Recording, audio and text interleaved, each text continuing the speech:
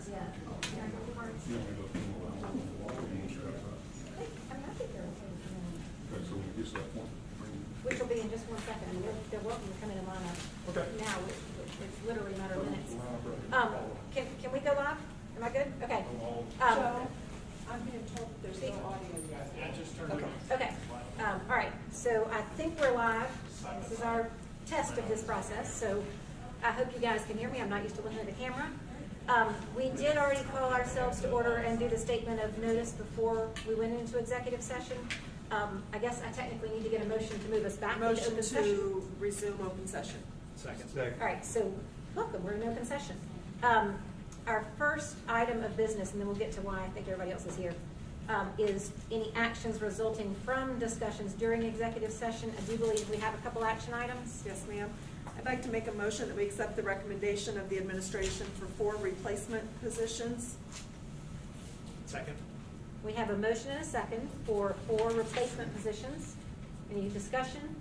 All those in favor signify by saying aye. Aye. Any opposed? That motion carries. I'd like to make a motion that we accept the recommendation of the administration to name Corey Husted as the principal for Pleasant Knoll Middle School, replacing Gray Young. Second. We have a motion and a second to name Corey Husted as the new principal at Pleasant Knoll Middle School. Any discussion? All those in favor signify by saying aye. Aye. Any opposed? That motion carries. I'd like to make a motion that we accept the recommendation of the administration to name Jessica Calloway as the educator effectiveness coach, replacing Melissa Stralick. Second. Motion and a second to name Jessica Calloway as our new Director of Educator Effectiveness. All those in favor signify by saying aye. Aye. Any opposed? All right, that motion carries.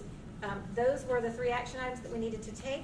I'm going to move really quickly into section 4.01 and ask if you'll please join me for the Pledge of Allegiance.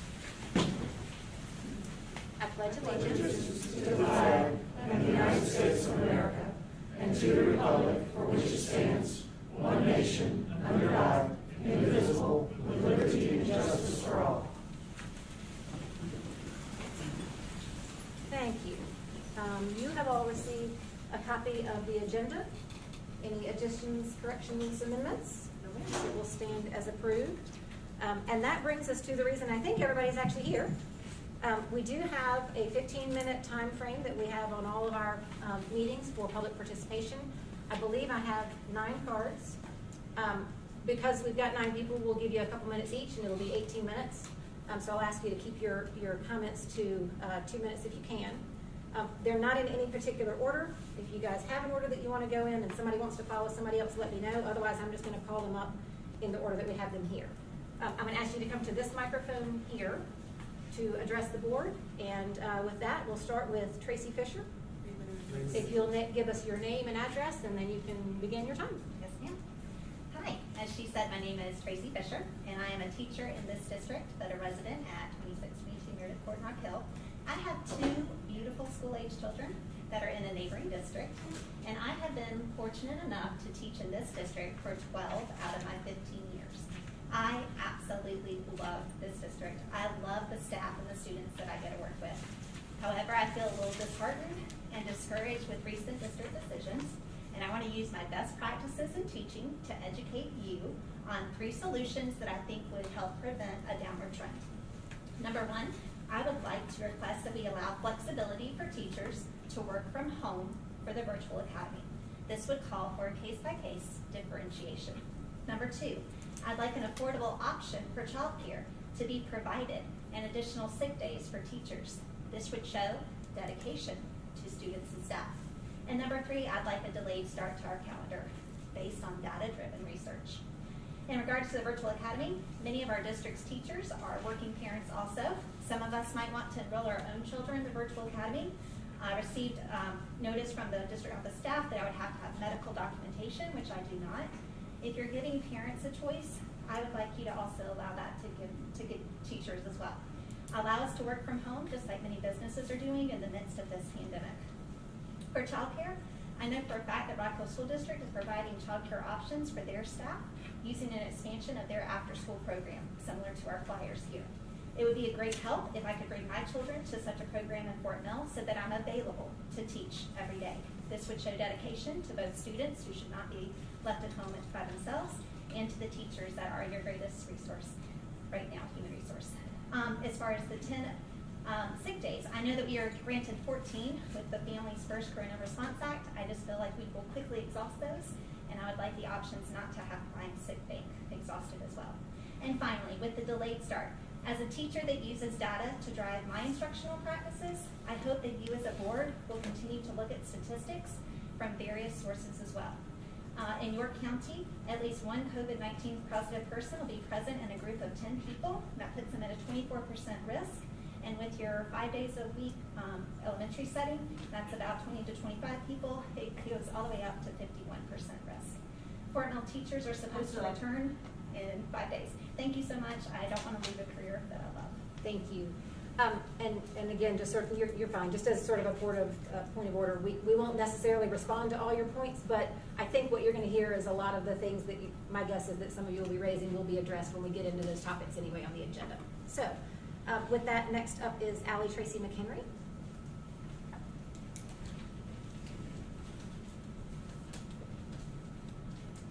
Good evening, Dr. Epps, board members. Thank you for hearing from me tonight. My name is Allie Tracy McHenry, and I teach special settings at Nation Ford High School. I first just want to start off by saying that I love working for this district. I think the women in Special Services Department are extremely intelligent, and I have the utmost respect for them and the work that they do. But I'm really disappointed in the answers I've been receiving.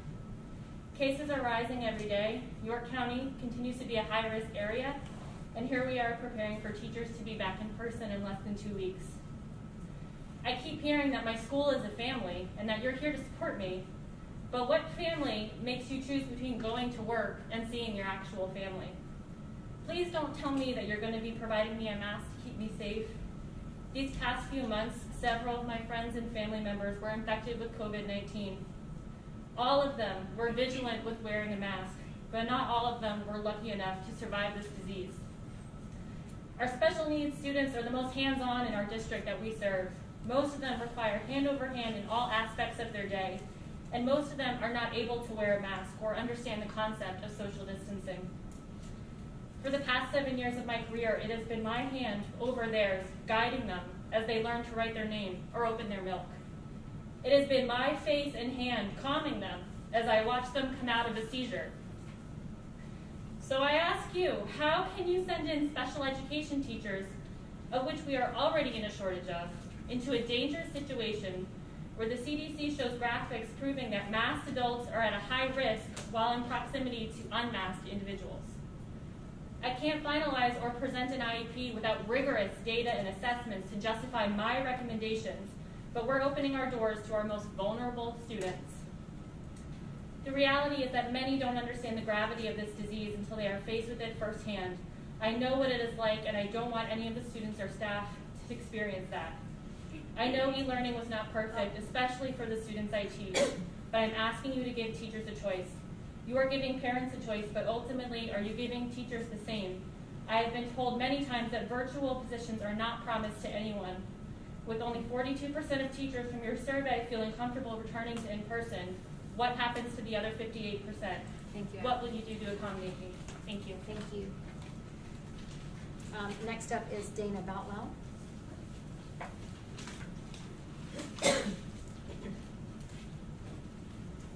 Hello. I'm going to move this down just a little bit. My name is Dana Boutwell. I'm a parent in the district. I have 4 boys.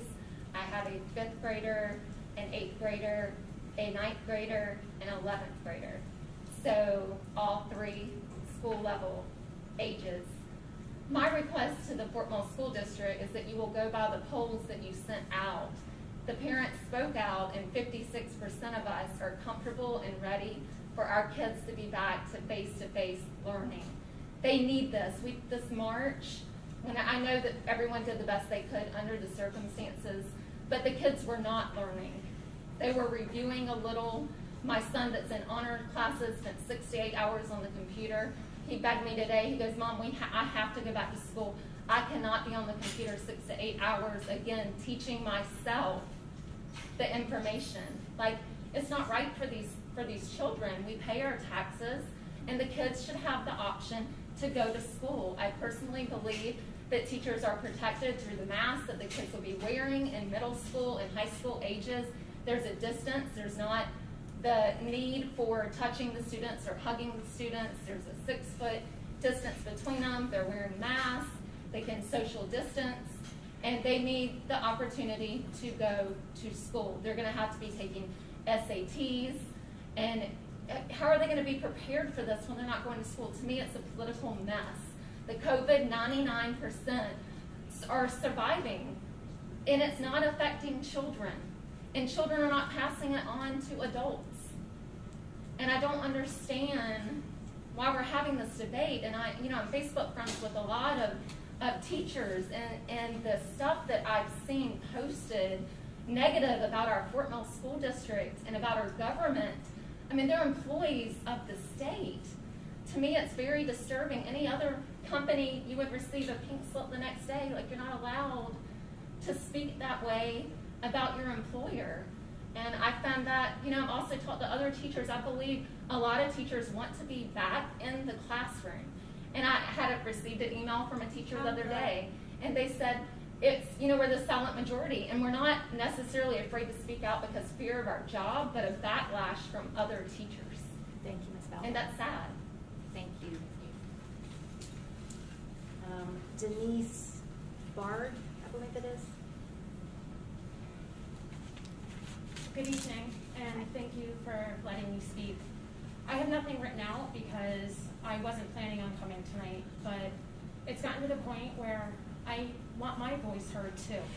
I am a teacher in the district, and I have 2 school-age children. One is going to be in 7th grade, and one is going to be a freshman in high school. I am more than comfortable sending my children back to school, and I am more than comfortable. I'm part of that 42%. Sorry, my glasses are fogging up. That 42% that believe that we should be in school. That's what we're meant to do. There are things that we teach in the schools every day that aren't necessarily academic. Those children, if we do not allow our children back into the schools, they will be missing out on more than just academics. They will be missing out on how to work with other children. They're going to be missing out on everything else that we teach them. And I felt that people needed to know that there are teachers out there that want to go back to school in the classroom and be with our kids and teach them. So that's all I have to say, so thank you. Thank you very much. Beth Swan. If you would remind you to also give your address, please. I forgot those the last couple. Yeah, I'm Beth Swan, and I teach at Nation Ford High School, and I actually live in Charlotte. So my address is 10641 Pentry Plain, Charlotte, North Carolina. You have a great deal of information from me already, so I'm not going to repeat that. I just wanted to stand for a few minutes and tell you, first of all, in 1944, during World War II and rationing, my mother's little sister contracted polio. The entire family was quarantined for a year in their home, strictly quarantined. It was a sacrifice that they were willing to make because they knew that they were protecting other people. They did just fine. My aunt was in a wheelchair for the rest of her life. They did not have laws that allowed handicapped students to go to school, and she was told she'd have to stay at home for high school. But Granddaddy hired the football team to carry her and her wheelchair up the stairs, and she graduated valedictorian. This is a success story, but it was done on the backs of people who were willing to make the sacrifice. So far, the teachers have been waiting to hear what is the plan for high-risk teachers. I'm one of them. If we have to go to school face-to-face, as much as I love my students, and many of them I have 7 semesters between journalism and creative writing, I'm going to have to retire. I had not planned on doing that, but I will have to. And I'm not the only one. So if we want students to have the education that they deserve, then we need to take care of the teachers. We can't teach if we're sick. We can't teach if we're dead. And we're still not sure what the story is with our sick days. There are other teachers who are relying on the job. I'm very fortunate. I'm married to a doctor. But other teachers need health insurance. One in particular that I know of, who's a good friend of mine, is very, very risk prone to get in the classroom. Just by coming here tonight, I exposed myself to more than 50 people. That means the chances are 76% that there's someone sitting in this room right now with COVID-19, a carrier who may not know that they have it. And you can see, if I were an attorney, Exhibit A, there are people in this room who are not masked. This is what we're going to have to deal with in high school. Students Thank you, Ms. do Swan. not have their brain quite finished yet, right? So it's a concern. I love them, but they don't always think full circle. It's not safe. Thank you, Ms. Swan. Thank you so much. Hallie Blair? Close. Hi, my name is Hallie Blair, and I live at 28006 Marina Drive here in TKK. I am a mom, and I'm also a Fort Mill teacher. And what I wanted to stress and express to you guys is the need to keep your amazing plan that you came up with before. I obviously am expecting another one, and I was very excited to see that you listened to the teachers the first time when we asked for a mask mandate, and we said we needed this. I measured my classroom. Last week I went in and I measured it. It's 30 by 30. If you're asking me to put 10 kids in my class, that means they have 3 feet of square space between them. I can't guarantee their safety, and that's what I'm here for. As a mom and as a teacher, my first job is to make sure that my students are safe. And that's what I want to be able to do. I want to welcome every single kid into my classroom, and I want them to be safe, and I want them to learn. But in order to do that, I need the environment around them to be safe. I can't control what happens outside the doors of my classroom, but I can control what happens on the inside of it. And right now, with the way that things are going, I can't make sure that they're safe. I teach middle school, and even if the classrooms are cut by a fourth, that still means I'm seeing 70 students on an A day and B day. I have 70 students to keep safe, and I want to do that for you, and I want to be the best teacher I can be. But I can't do that if the conditions around me are not allowing me to do so. So I would just ask that as you keep that in mind, the A day, B day system made it so that at least we had the opportunity to somewhat keep our children safe. If we go to a 5-day-a-week policy, I can guarantee that as an educator, I would do my very best, but I could not keep them as well as myself safe on a daily basis. So I would just ask that you take the safety of our kids into consideration as you make this really hard choice, because I know as a parent and all these people behind us, we just want the best for our kids. But I need to make sure that as a teacher that I'm doing the best for you, and I want to keep them safe. That's my only message today. So Thank you very much. Charles Inlow.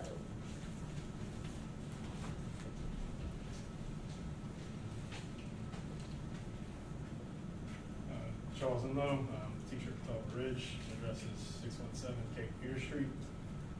First, thank you all for letting me speak tonight. Coming from CMS, Fort Mill has been quite a pleasure to work in. That being said, I'm extremely disappointed in the lack of communication from the board, from our admin, and our superintendents regarding our plans going forward. Reached out several times to multiple of you. I've heard nothing back. No plans, no wait and see, not even the cursory, we're working on it. To this point, we are supposed to be in the building in 2 weeks. So I work in a very high respiratory environment. I cannot control that with any distancing. There are several studies of multiple countries where 6 feet becomes closer to 24 in any kind of high intensity exercise. It is impossible to do this in a boxed in weight room. You are asking me to risk my high-risk daughter or my wife to pretend that things are normal. To that end, I would ask the people behind me to name the 1% of people in our buildings that are okay with dying to continue on that path. Following that, we have confirmed cases in our students right now. We've had to shut down the athletic programs, at least in part, over the summer because of this. Our current plan, as to the latest thing we had prior to the mask mandate, was to have these people unmasked and mix them with other students. It very obviously infects them. We've had positive cases. To that end, how can you ask this of us? Children first should not be first to be part of the experiment to see exactly how contagious this is. You look at other countries that have been successful. Our county is triple the daily number of cases of these entire countries. And they're still seeing spikes in outbreaks whenever they open their schools. I realize I've exceeded my time. Thank you. Thank you. Teresa Taylor, perfect timing. Hi, my name is Teresa Taylor. I am a mom in TVK, and my background is in teaching, but I'm not currently a teacher. My degree's in psychology. I am raising my 13-year-old granddaughter. I am a diabetic, and I am immunosuppressed by 2 separate drugs for various conditions. I'm not feeling really good right now. Is it okay if I do this? I'm not feeling well. I'm actually advocating for mental health of those kids that are isolated. I'm also advocating for the low income. I want you to look around. You're not going to see them represented here. They don't have a laptop. They don't have Wi-Fi. AB option's not going to work for them. They're going to check out. They're going to fall off the grid. These are the kids that need our services, like our mental health services, counseling services. This is where kids are found that have child abuse going on at home. That is going on. Teen suicide rates are going up. My child, my grandchild that I'm raising, she's fine. She does great this learning. I'm not advocating for me. I'm not advocating for her. And I have the utmost respect for teachers. I've been one. I'm advocating for mental health and the low-income families that can't do this program. I'm advocating for 5 days in school. I'm also asking that we respect the choices of our teachers that want to do virtual learning, do 100% virtual learning, and those teachers who are willing to do in school, to do 100% in school. That way we can have the 5 days. Thank you. Thank you. All right, and then the last part I have is John Gibson.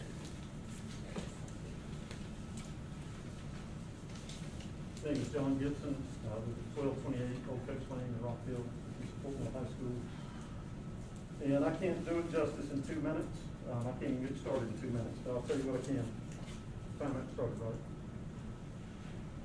Today was one of the most unspectacularly ordinary, memorable days I hope I'll live long enough to remember before I die. I told my wife that yesterday after I dodged a volley of thunderstorms racing back down 85. I'm going to fast forward through these 3 pages. Yesterday was 3 parts. The first part was spent with somebody I love, I taught with at Fort Mill High School. He gave 7 years here as a teacher, and he was a sponsor to some of the most marginalized, bullied, use the adjective of choice, people. We went for a surprise visit. He's not with us. He's teaching somewhere else now. He's got cancer. He's under 30 years old. The times we had in my room, I don't have to talk about the times we had camping, traveling to sports events, not laying out of school, coming back to teach the next day. It meant the world to me. And afterward, we hoped to see him. It was his first day of chemo, and we showed up to surprise him. Afterward, I went to meet my middle brother. He's got a college degree. This isn't a joke, I promise. It's a Clemson degree. He's a lumberjack. He sells firewood by the side of the road and delivers it to shut-ins in the hills of Pickens County.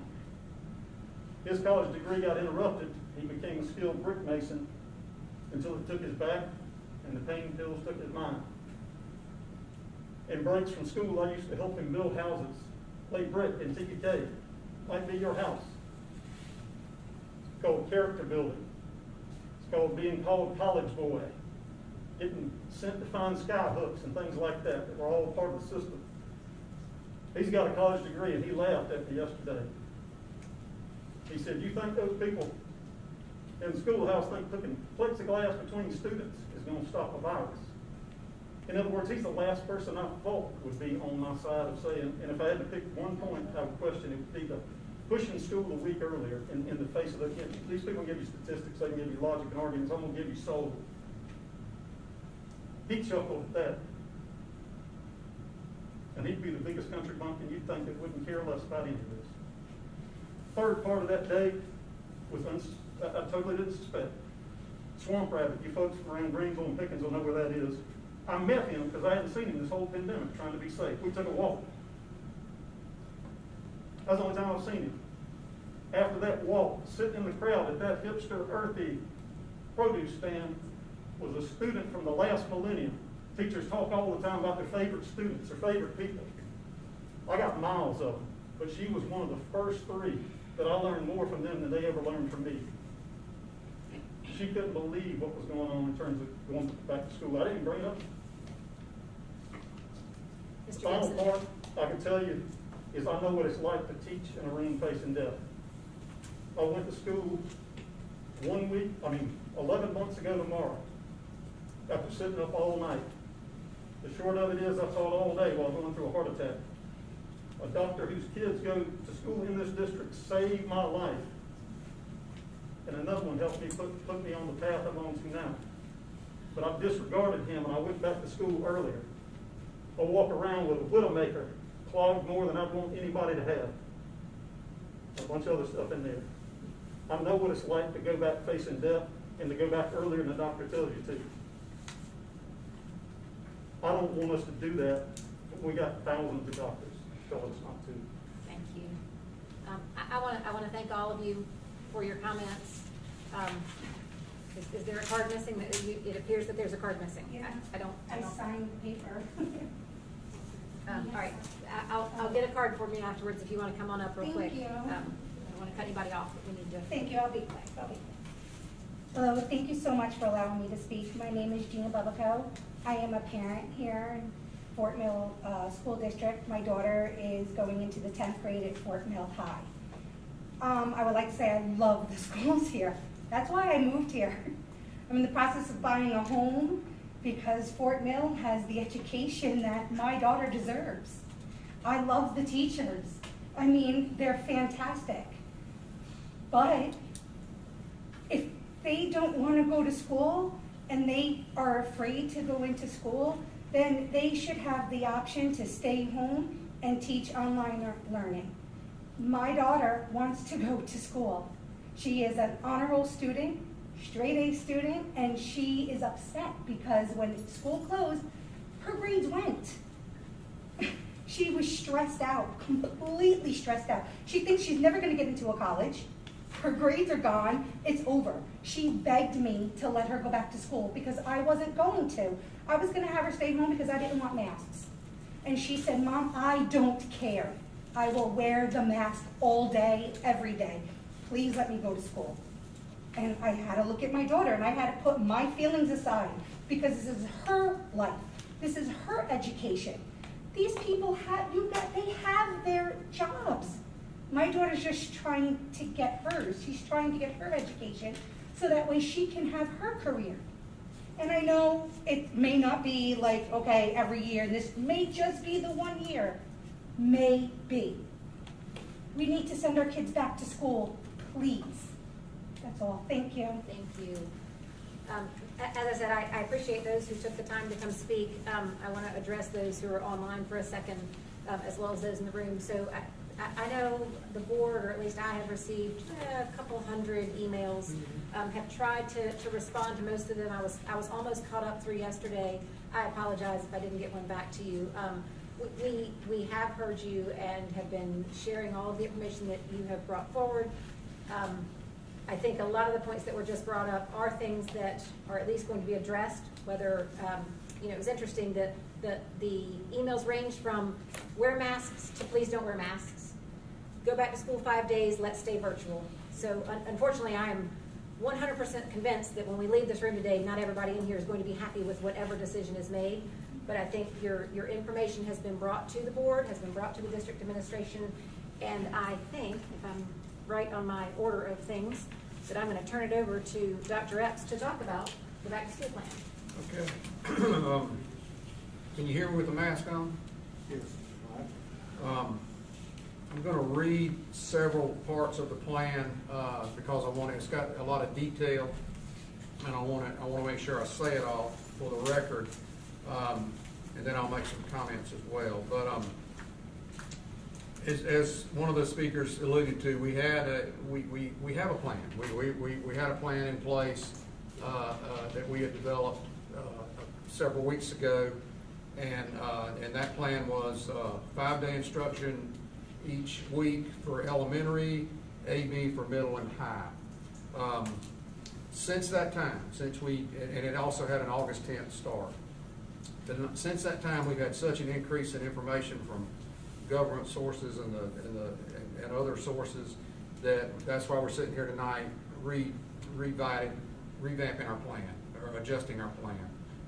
At this time, let me just start reading some of the specifics. At this time, the district remains committed to the return to school plan previously announced with one adjustment at the elementary school level. Additionally, we will be talking about a later start date in a few minutes. At the elementary school level, the adjustment is that students will return to class following the family model with an AB model for the first 4 weeks of school. This will allow students time to acclimate to the new learning model and the new daily protocols. Elementary students will return to a full face-to-face family model beginning the 5th week of school. Students will eat breakfast and lunch in the classroom. Students will have recess and playgrounds will be cleaned after each use. The elementary and middle school leap days, which are the 5 days added on according to the for elementary and middle school teachers to evaluate students. Elementary and middle school students will participate in the leap days during the first week of school. These 5 days are designed to provide time for student evaluation, review, and beginning remediation. The AB model for elementary school will allow the leap days to be completed without the need to have a staggered start. The middle and high school, AB model, students will be assigned to the A day group or the B day group. This will be done by alphabet of the student's last name. All students using the A day, B day model will use the same groupings. Students will be assigned to their group as soon as possible, but it will not occur until after the second registration window for the Fort Mill Virtual Academy closes. A/B days will be continuous throughout the week. The district will release a calendar marking the individual days as A or B. And we will be extending the Fort Mill Virtual Academy model. I think I'll get to that here in a minute, from tomorrow morning through Friday. Using this model will greatly reduce class sizes during in-person instruction, which follows the CDC recommendations for reducing the risk of exposure. With lower class sizes, teachers will have more time to work individually with students and provide greater personalized support. At the end of their in-person class, students will be given their independent learning assignment for the next day. Turning to the Fort Mill Virtual Academy. The second registration window will open Wednesday, tomorrow morning, and will be open until 6 p.m. this Friday, July 24th. Students who have previously registered do not need to register again. If you registered during the first window and wish to change back to face-to-face learning, you can make this change during the second registration window through the registration form. Elementary and middle school students will be asked to make a year-long commitment due to curriculum and staffing needs. High school will have a semester commitment with a second semester declaration window in November. The schedule for an in-person meeting with virtual academy students, which is required by the South Carolina Department of Education, is still being determined. Students with IEPs. Our Special Services Department is working with students from the virtual academy and face-to-face models to develop plans to address individual IEP plans. If parents have specific questions regarding their student's IEP, they can contact the Special Services Department, and contact information is available on the district website. Some of those students, based on their IEP, will be going 5 days a week, some will not. Transportation. Per the guidelines released by the South Carolina Department of Education, bus ridership will be at a maximum 50% of standard capacity. Buses will be loaded back to front, roof vents and windows will be open to maximize ventilation. Students and drivers will be expected to wear masks. The district will need to gather an accurate count of those students who need transportation to and from school each day to create bus routes to meet this guideline. All students who plan to ride the bus must complete the transportation form, which will be emailed to parents and available on our website beginning Wednesday, tomorrow, July 22nd. The form will need to be completed by the following Wednesday, July 29th, to allow us time for the routes to be determined. In accordance with state guidelines and regulations, the district has identified certain areas that will be non-transport zones. The district has previously provided transport in those areas in opposition to state regulations and will no longer be able to provide this service.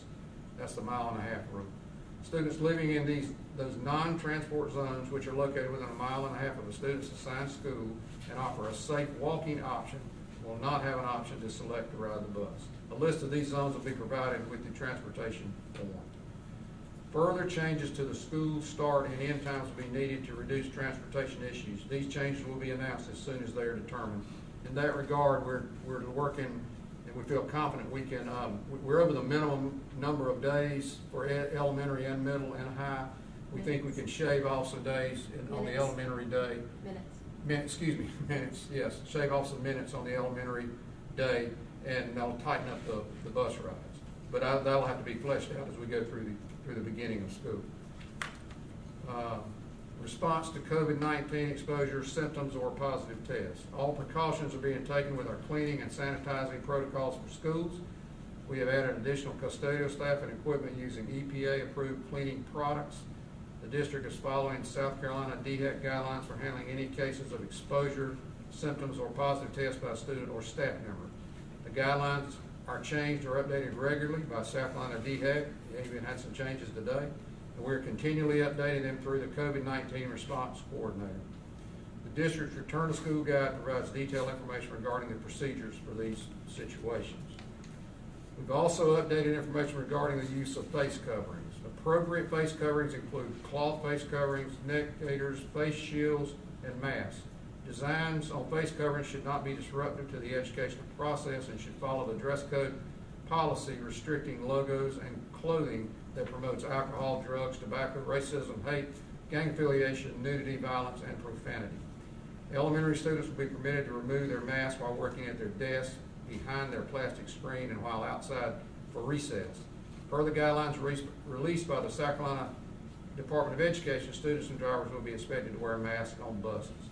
And where's Dr. Smallwood? Do we have some of the, you see a picture of the desk there with the, Yeah, we forgot to bring them in. They're outside the door, right outside that door. well, what you can see, it's not like the Charleston model where you got the real rigid, hard lines on the hard poles. You can put the desk back to back in a pod, and you can actually make the room safer based on the social distancing guidelines.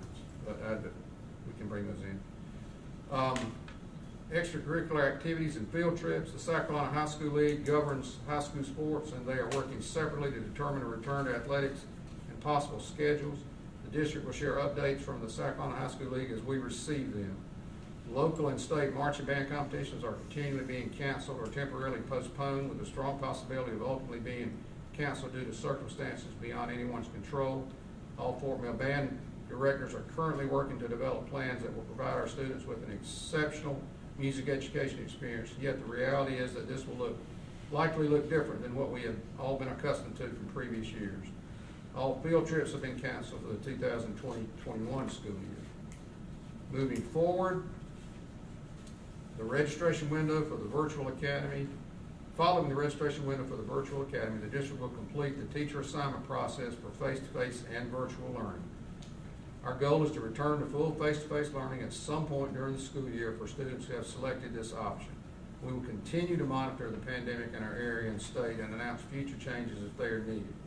We ask that students, parents, and staff continue to have patience. We know these are stressful times, and the district is working to create the best options possible to provide our students with the quality education we believe our students deserve. So basically, we're committed to the plan we had earlier, except we're putting the adjustment at the elementary level for AB for the first 4 weeks of school.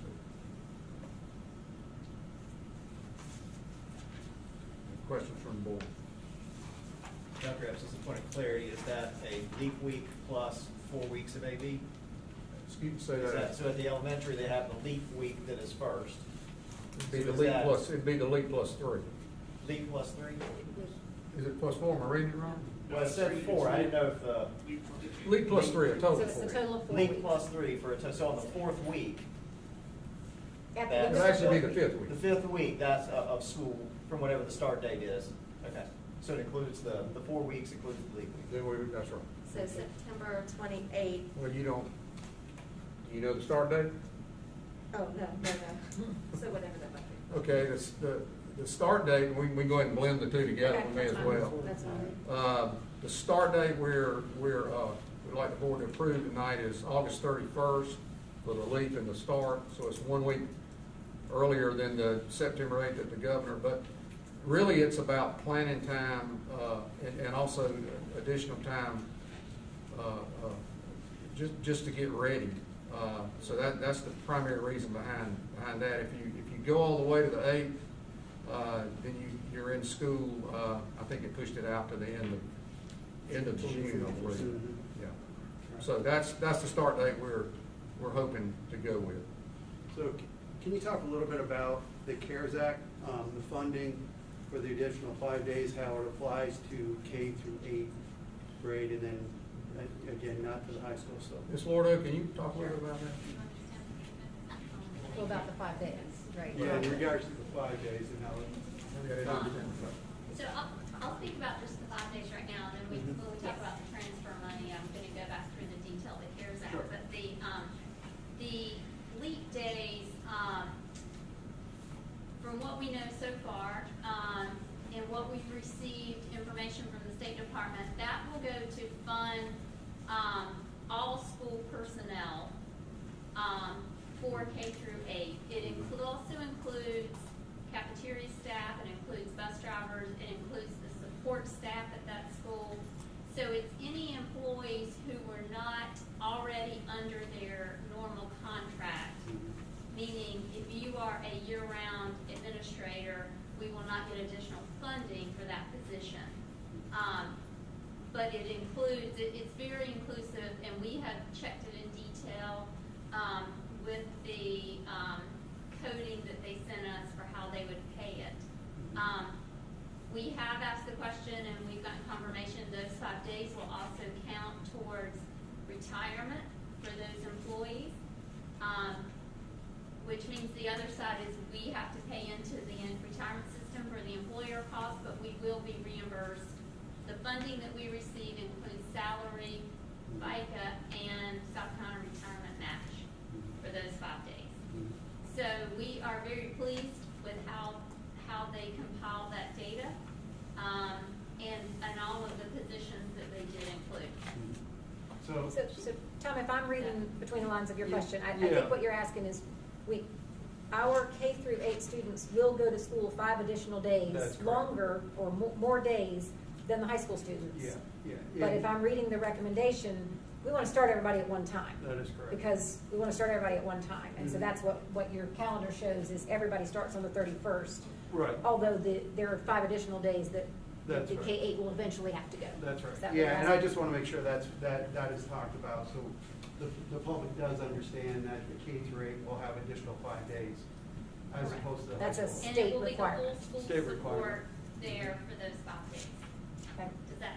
It does. help? Okay. Yeah, I just want to make sure that was talked about. Sure. Thank you. On that topic, can we talk about what the leap week's gonna look like?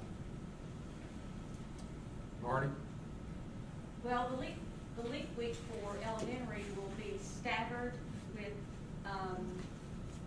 like a fifth of the students coming. With the AB, they're not gonna do that,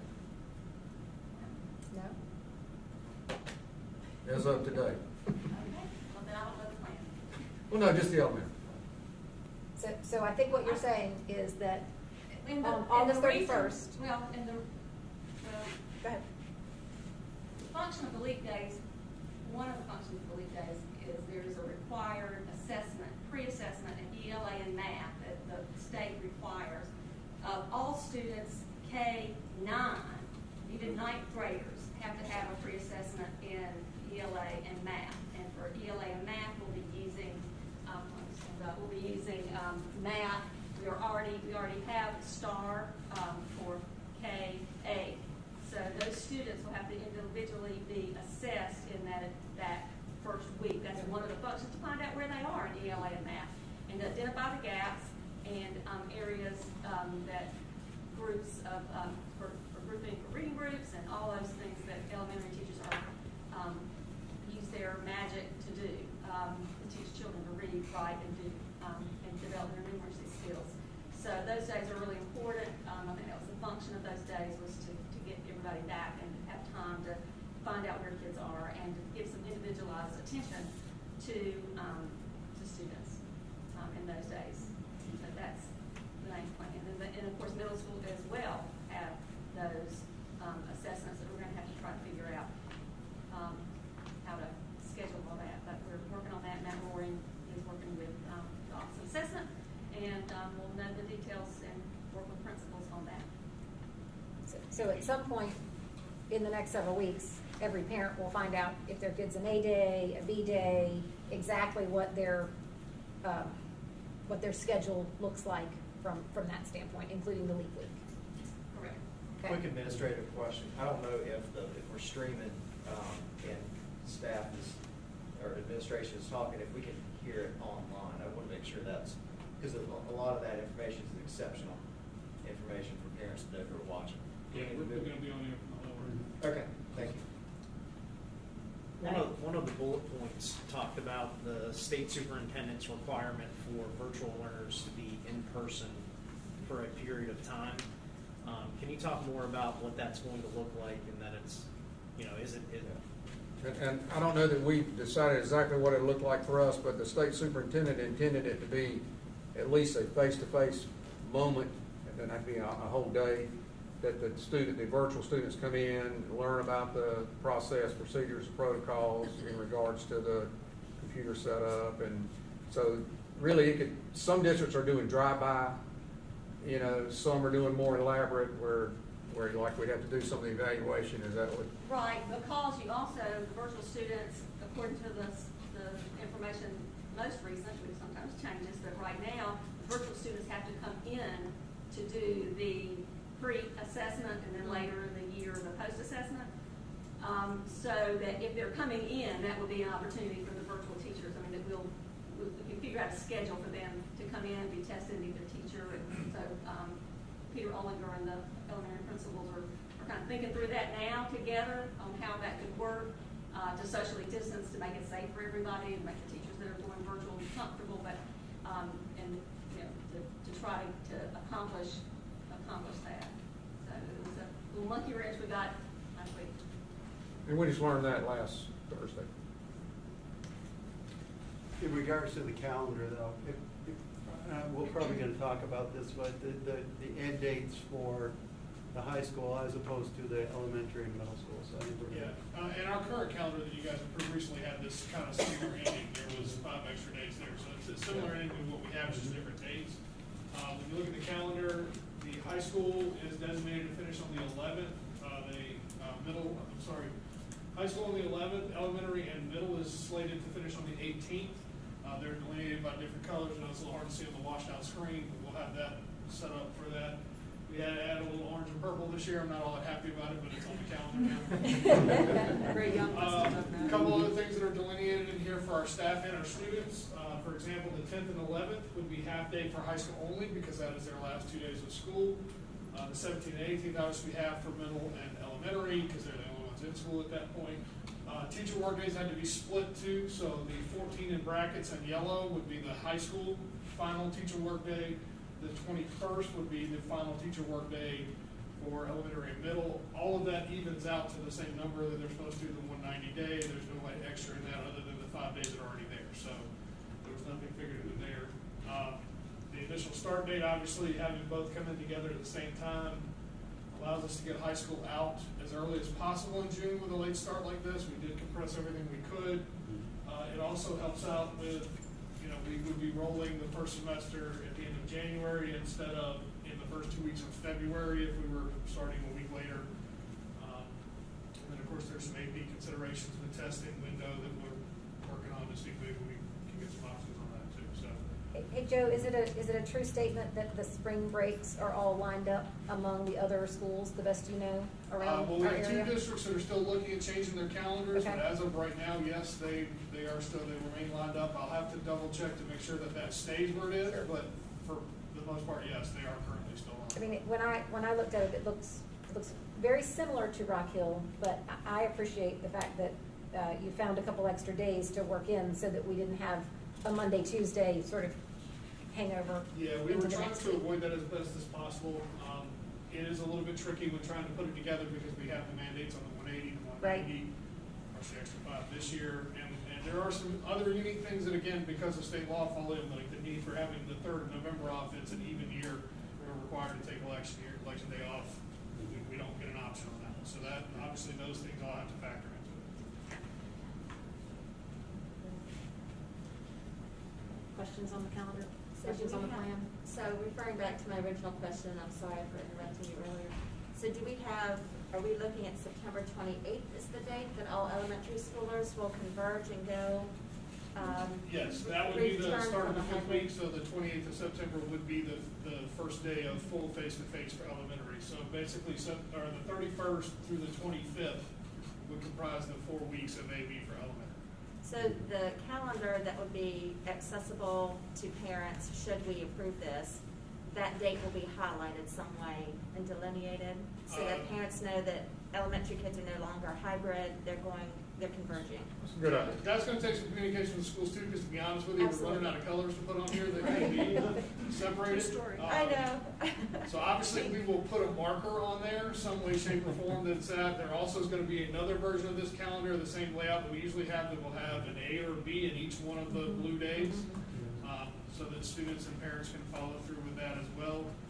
We're trying to make it as easy as we can for people to keep up with everything in one document, but also at some point it gets to the point where you're looking at spaghetti. So we want to make sure we can get it nice and clean and read for everybody. We may even put up multiple versions. We have a version without the AB, with the AB, a version for elementary that has those dates like what you're talking about. It's just going to take a little time to create the individual Specific ones to once it's each, approved. high school, elementary, middle. Just to clarify that, the 31st, that week is an AB week.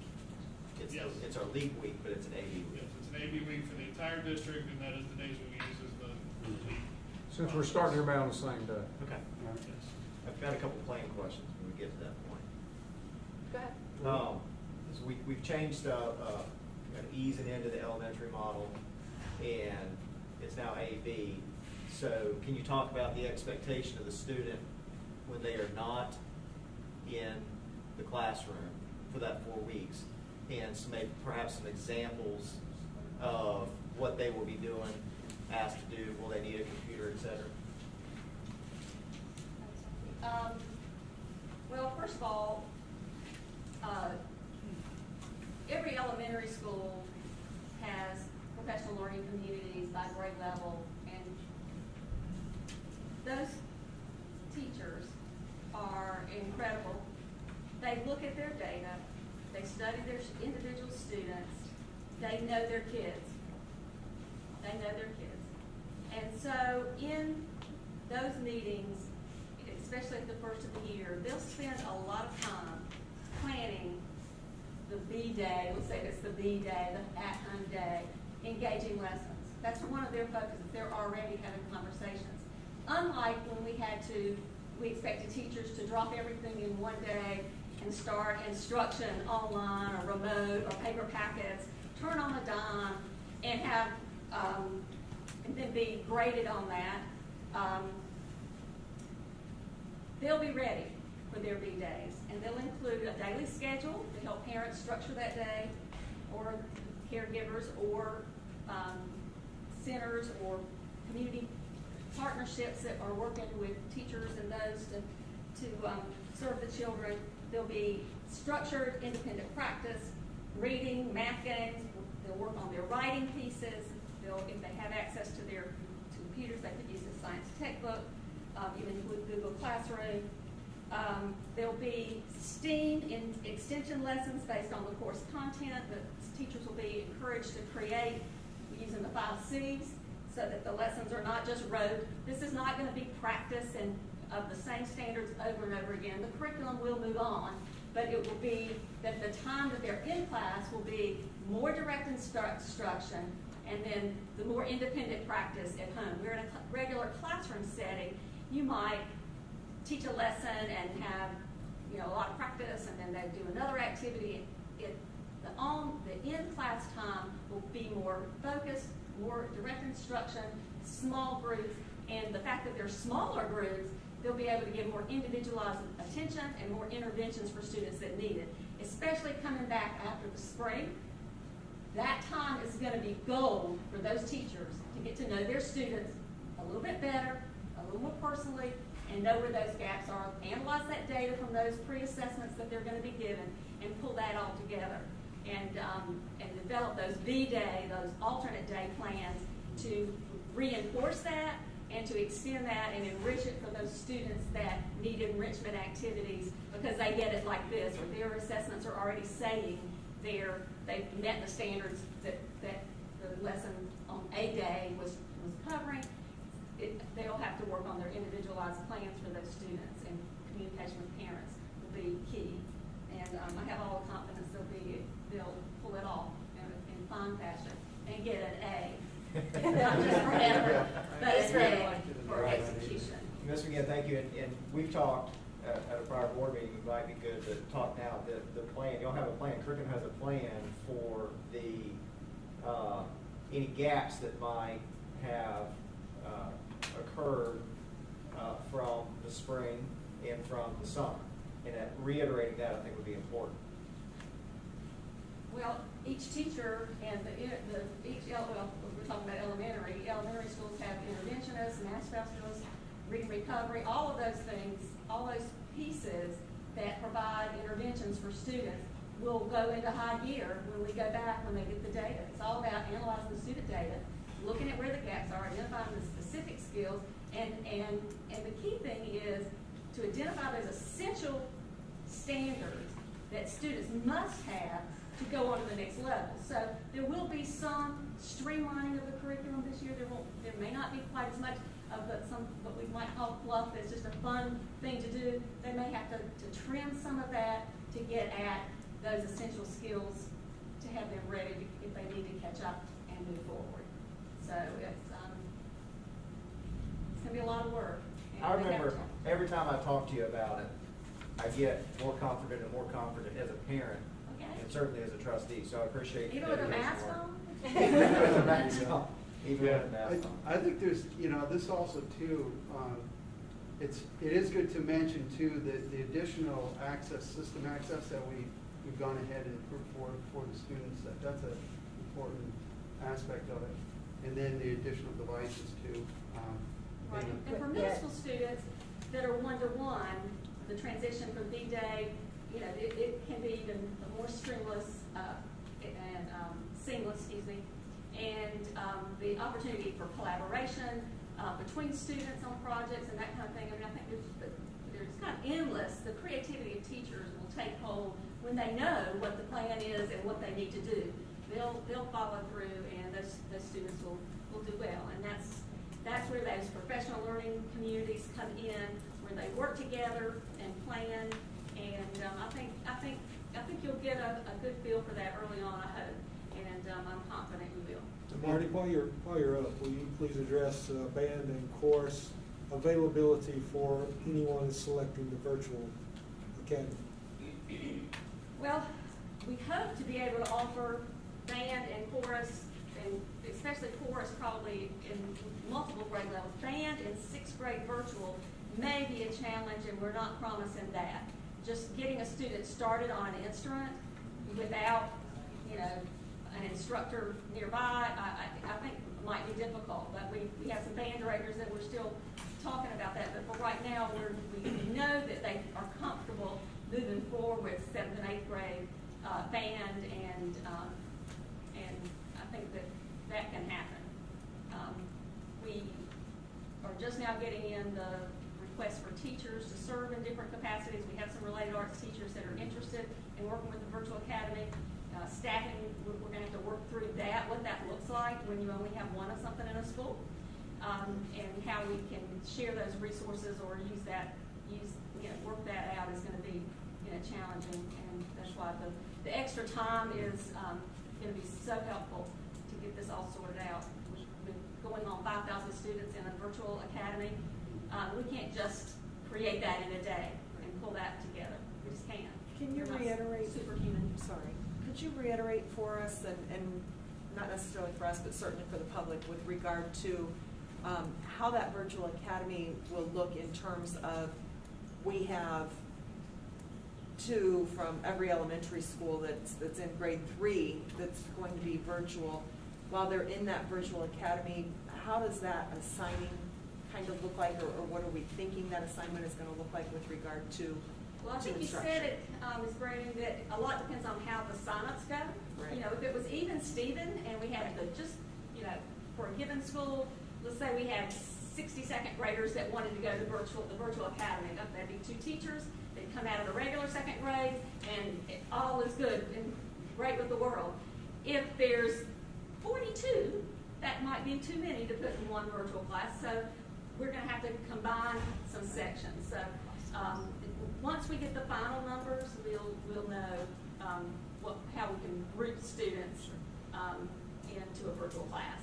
But it looks like, just looking at the preliminary numbers, that there will be several sections, almost of each grade at every school, and with a few schools that in some grades already I can tell are going to have to combine, you know, sets of students and have one teacher.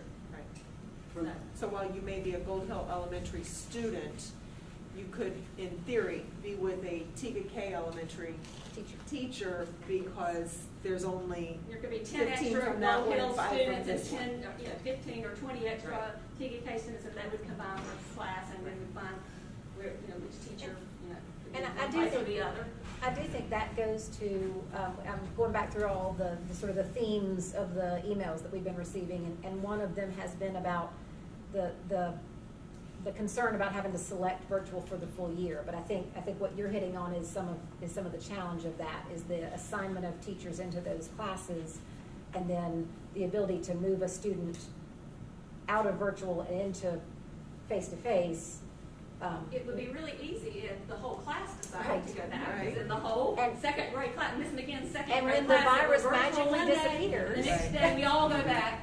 But if only 5 from this one and 5 from that one and 5 from that Right. one, you know, want to go back, and then that puts too many students in a given. That's the challenge. But Yeah. for those extenuating circumstances, we're going to work with families, we're going to work with schools, we're going to work with teachers.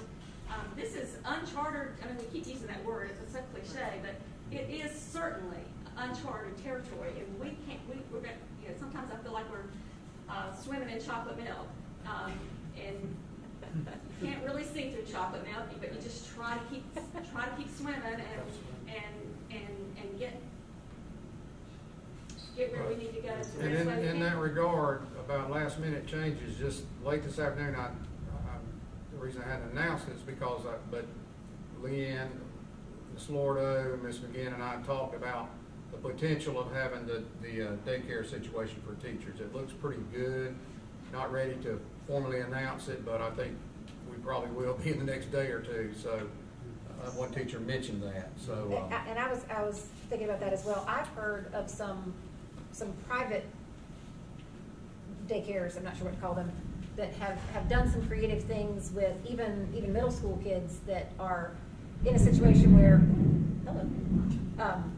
middle school kids that are in a situation where the parent might not want them to be at home on their off day, that there are some different companies around the area that I think are getting creative with solutions. It reminds me of Loom co-working for kids almost, you know, the same concept, so that you can go in on your day off and have someone there to help you with your virtual learning on your B day while nobody is necessarily at home with you.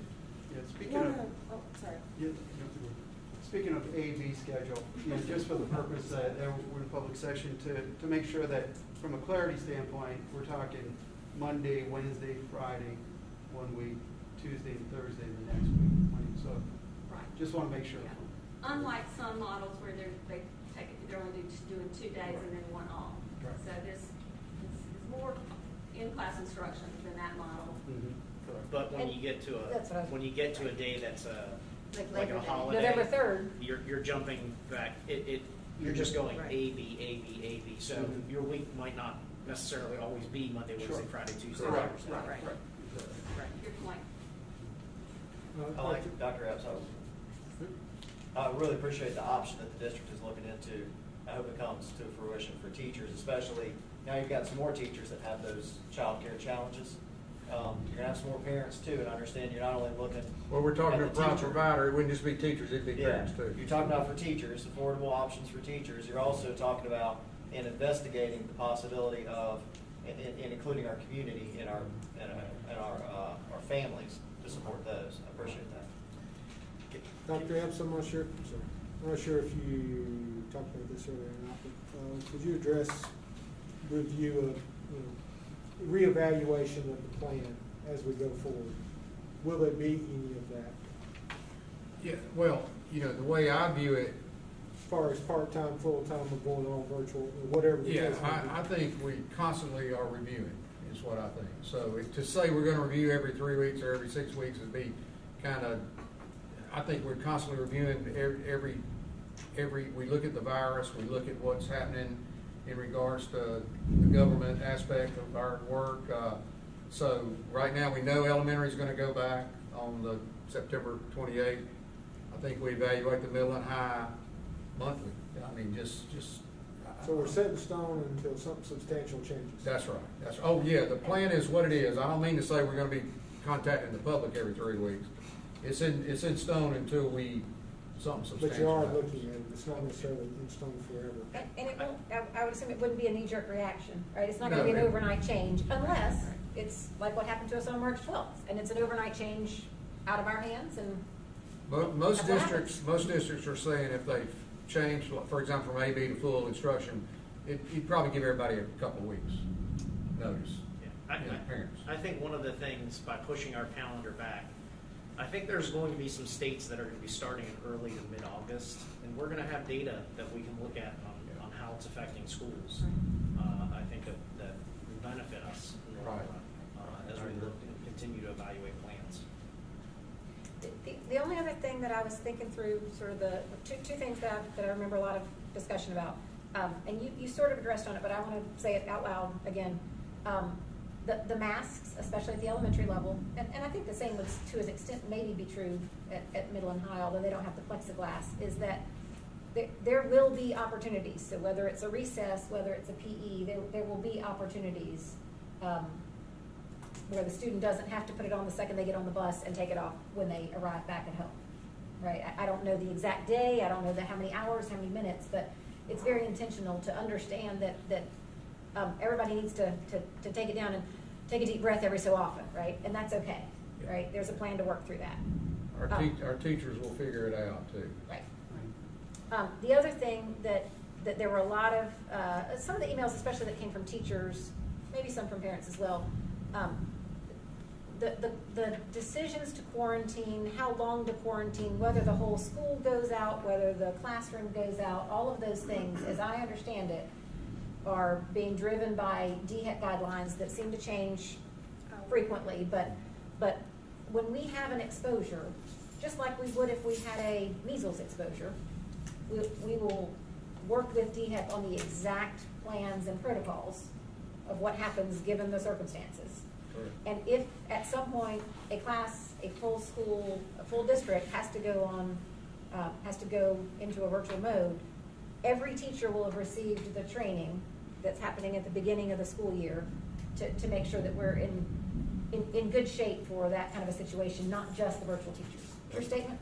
That's right. Okay. If I could add something to that, if anybody wants to look through the return to school guide that we're going to update tomorrow with the new information based off this, near the end of that guide, there's even flow charts that have been put together through the DHEC information that we've updated today because they came out with new stuff that talks about exactly that. If this, then this type scenario that's out there. So that guide does have several pages dedicated strictly to that, the regulations through DHEC. So I do recommend everybody goes through and looks through that, both staff and parents.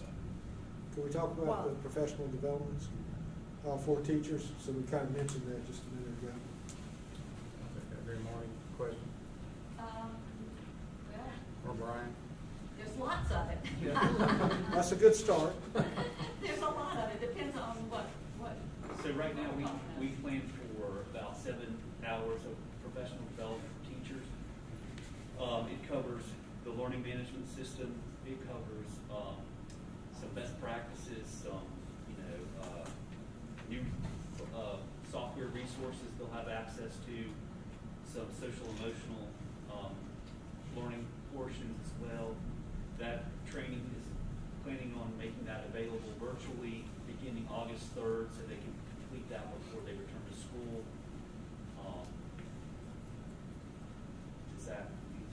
I just wanted to get that, yeah. And Victoria Brianna's working with Discovery and teachers in our district and outside speakers, and there's a virtual conference that's going to be July 30th called Equity Through STEAM, in STEAM. And so it will have ways to help all students access the curriculum, access help.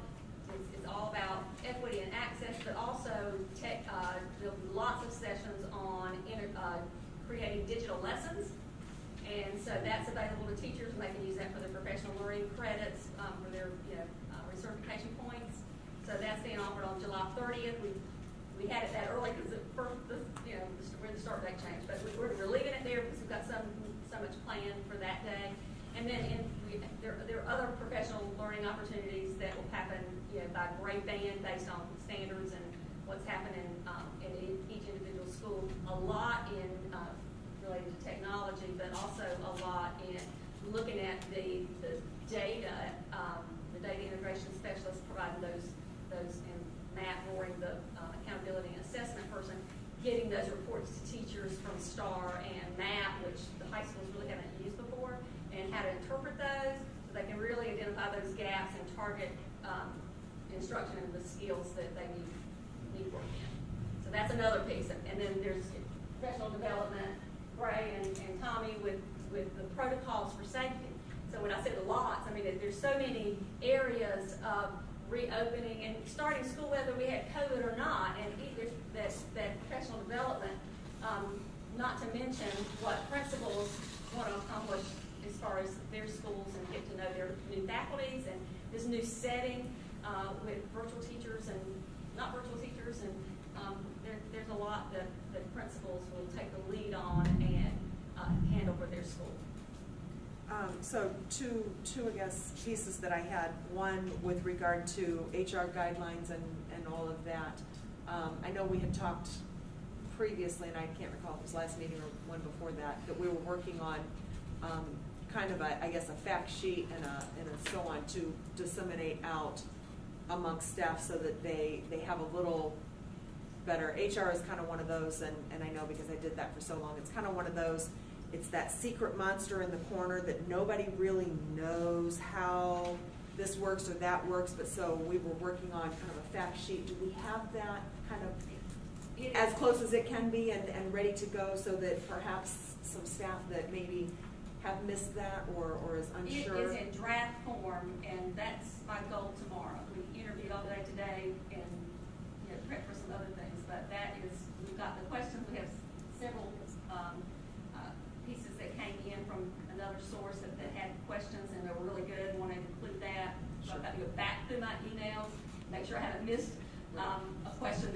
or category of a question, and so we should be able to get that out tomorrow. And will that address concerns, like I know Ms. Blair and Mr. Inlow talked about, high-risk, teachers that fall into high-risk groups? Yes. And usage of sick days and all those kinds of things, right? Okay. All right. Okay. And then my second piece, not trying to bounce all over the map, but we had talked previously at some point with regard to those students that were in need of devices at home or Wi-Fi at home or whatnot, in particular, our underprivileged areas. Can you revisit that for us, just more importantly for the public's knowledge and information, more so than ours, but just a reiteration on that, please? Sure. So the current plan right now is to work with our teachers to evaluate student needs the first week of school, and then come up with a plan on how to provide devices and potentially internet for students at home that don't have it, based on a need basis. So, And Leanne's going to talk in a little bit about our CARES funding. Maybe can address some of that. yes, some of that's already been included. So it's, right, so those are designed as Wi-Fi hotspots, then basically. For student internet at home, yes. Yeah. Yes, 4G. Okay. Anything, Brian, anything else you can talk a little bit about the software access that we had looked at for the district as far as getting additional access? Sure. So we're implementing ClassLink, which is a single sign-on solution, so that K-12, it's It's a single place for students to go to log in and see what digital resources they have available, which should streamline any e-learning that we have to do.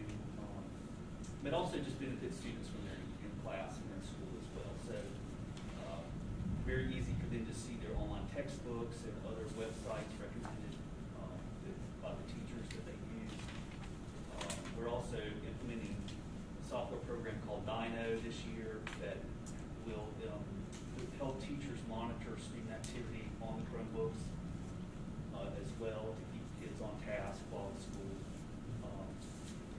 In addition to that, we are implementing Sora, which is a new online library collection for students so that they can access library books, e-books essentially.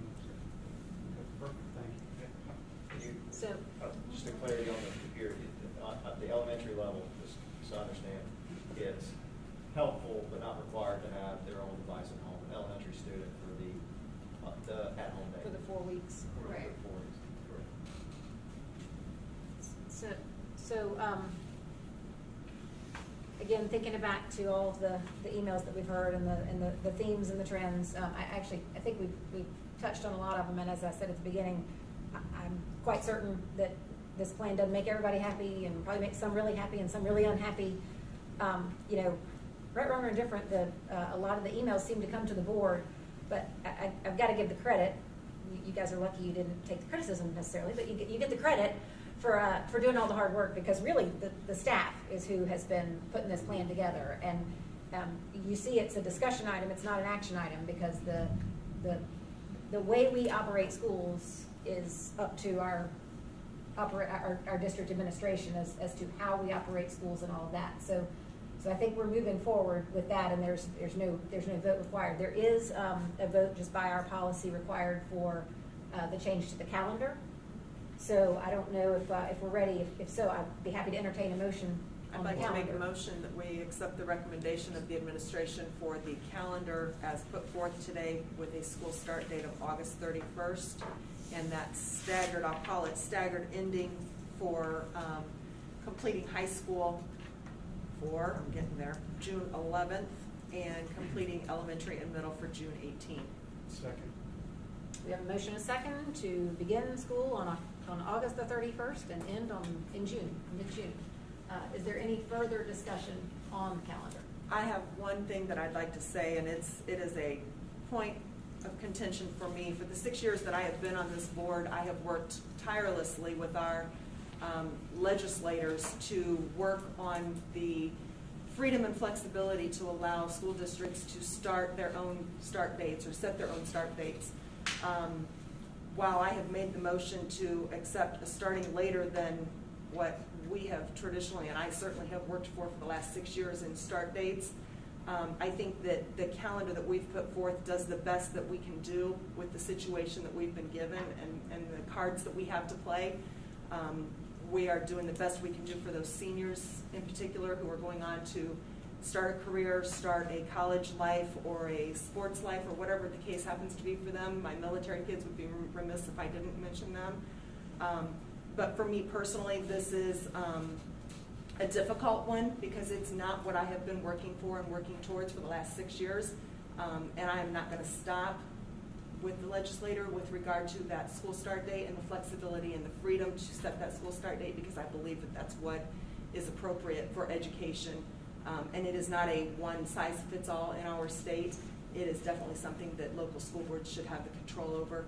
And I will continue that fight and that crusade going forward. I'd just like to make a comment too that when you delay the start, then you also delay the end.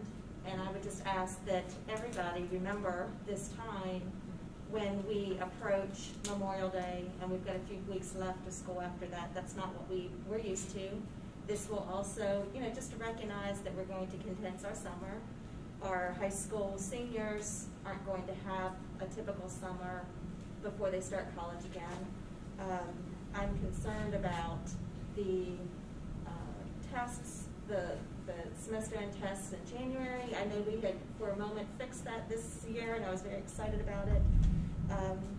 But just in looking at this and playing with the Tetris of a calendar, we could not have come up with a better calendar. So I want to thank Joe and the administration for that. But let's just remember that the calendar is what it is. It's the best we can do. We've tried to be flexible and agreeable, and here we are, at the end of the school year. Things are going to be a little bit longer than we anticipated, but I truly believe that this is the best calendar for us in this district for this year. I second that too. I think that the notation or the comment that was put out there in regards to a September 8th start date, in the time frame that would actually push things out. I think this does bring it in some, and I think what you've done, in regards to putting the calendar together, I think it pulls it all together tightly. Anything else? Any other discussion? I have a few things I just want to talk about. First, if you're out there or you're online and you've emailed the board, please know that while all 7 of us received your response or your comments, we typically have our board chair that responds to as the voice of the board. So I think I probably speak for everybody in this room that we've gone through and we appreciate the comments.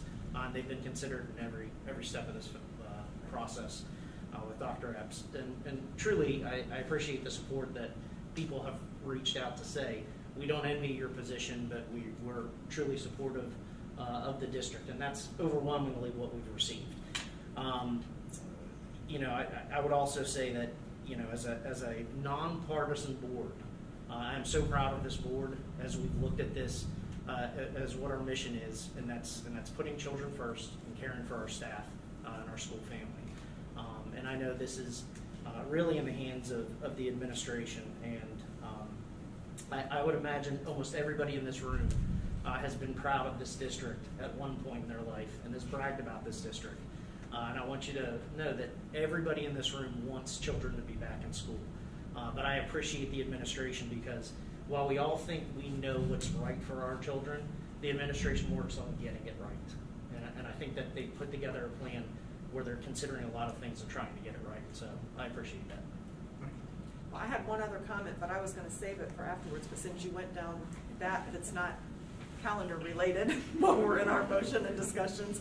I would like to just kind of piggyback ever so slightly on what Scott said with regard to, we have received an exorbitant amount of communication, whether it has been the Book of Face, it has been Twitter, it has been emails, text messages, phone calls, Snapchats, or otherwise.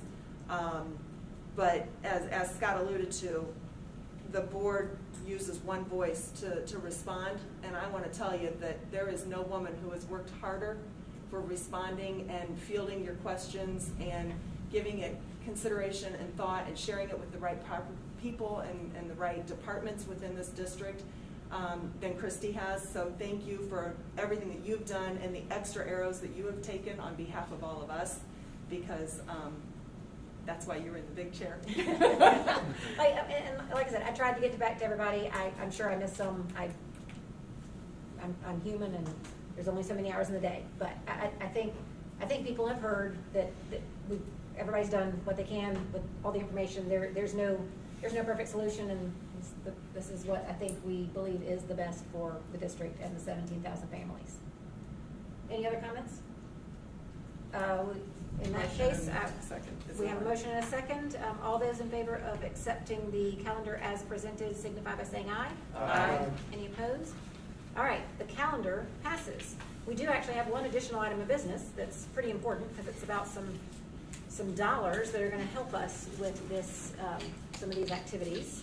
I'm trying to find my agenda to see how it's worded.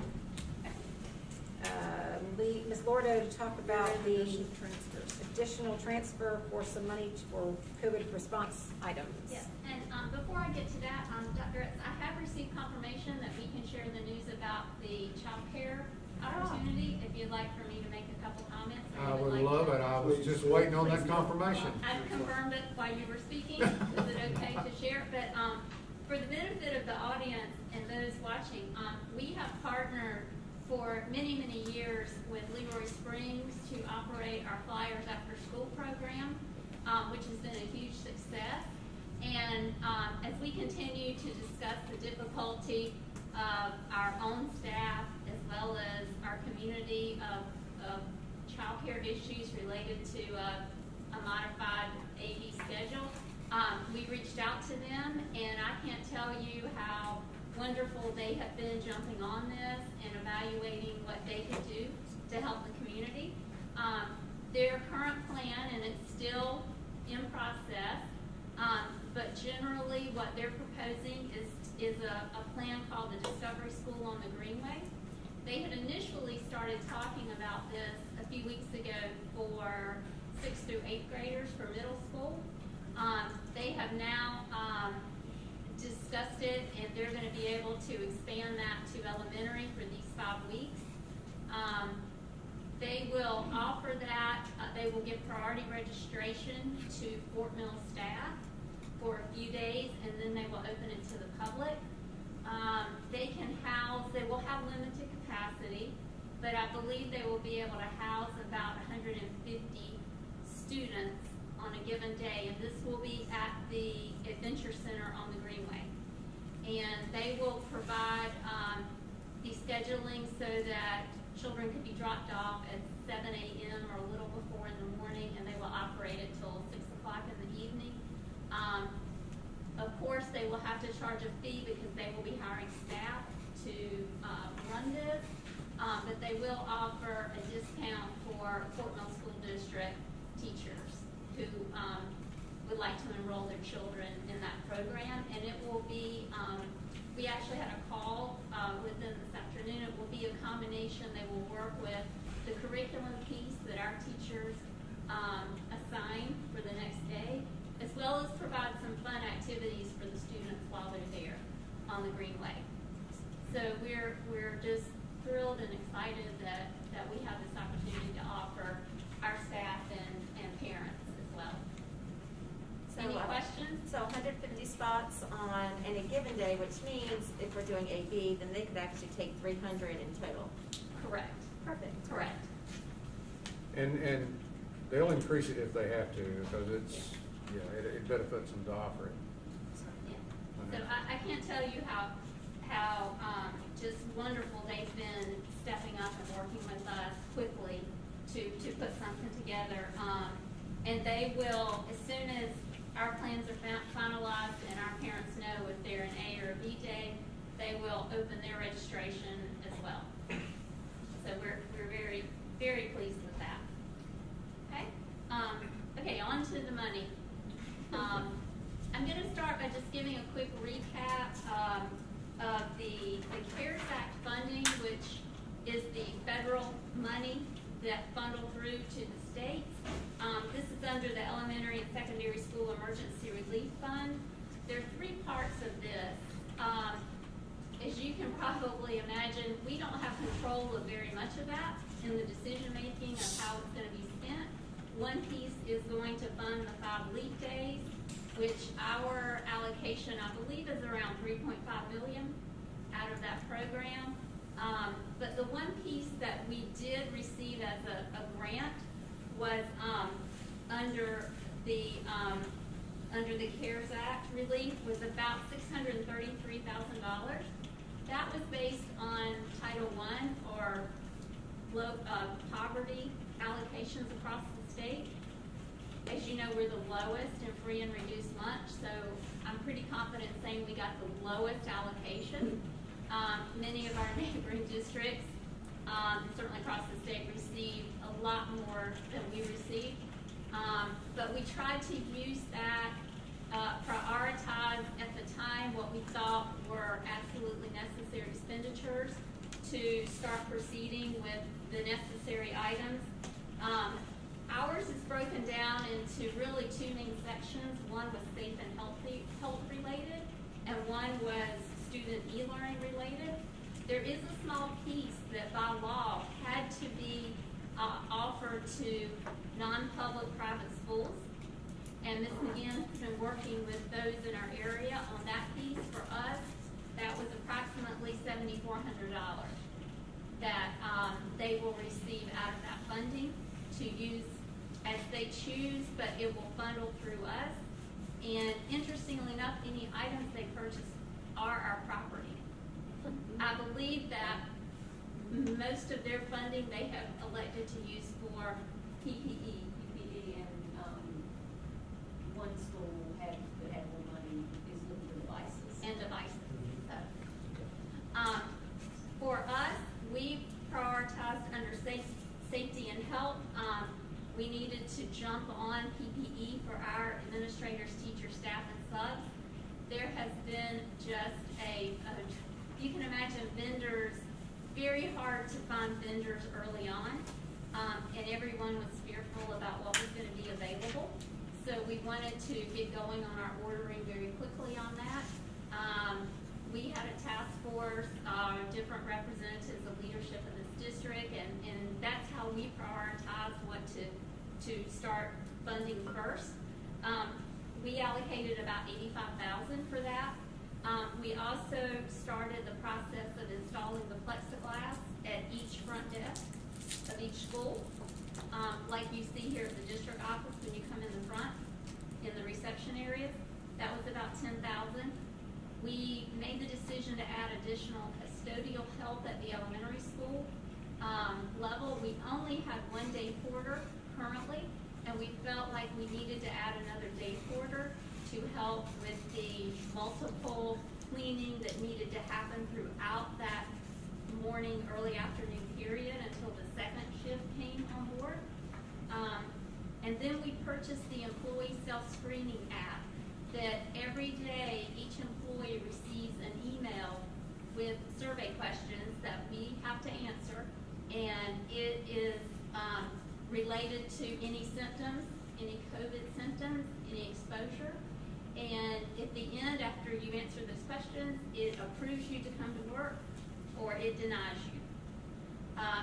Those survey results were monitored by Tamara Osborne, our new COVID, we call her the COVID police person.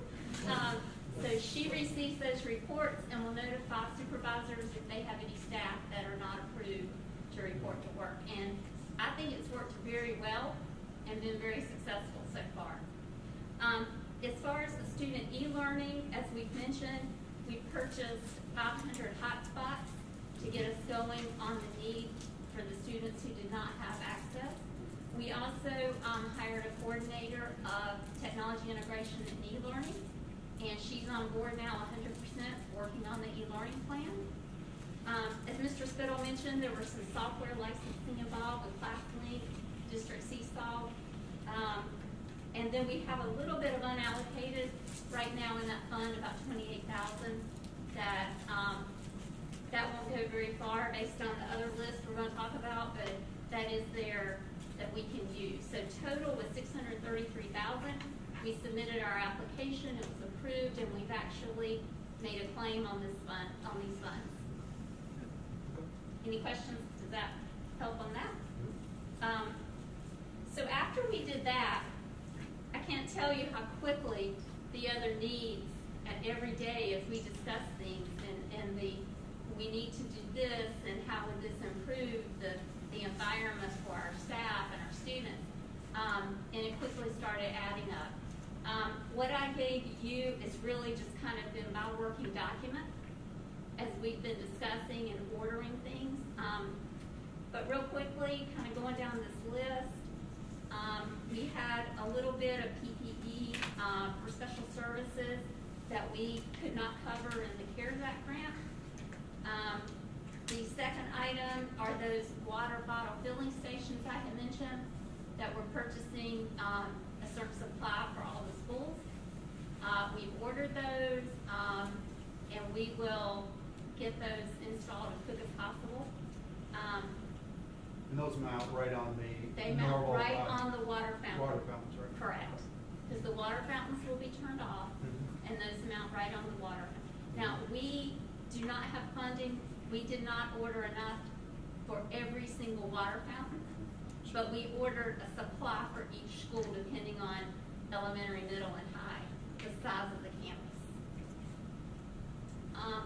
The next thing is, I think we discussed at the last meeting,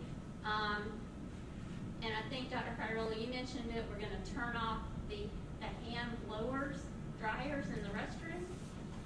And we are going to purchase the paper towel dispensers. That's $103,000. A lot of paper towels. For paper towels. We go through that in my household. And truly, a lot of these things, these are estimated costs. Sure. And I think once we go through a couple months, a quarter, we'll have a much better idea of the usage of some of these items. The next couple items are related to curriculum. We are going to need the Power School staff to return a week early because there's going to be a lot of work to be done related to the virtual academy assignments. And the students and the teachers assigned, classroom teachers assigned.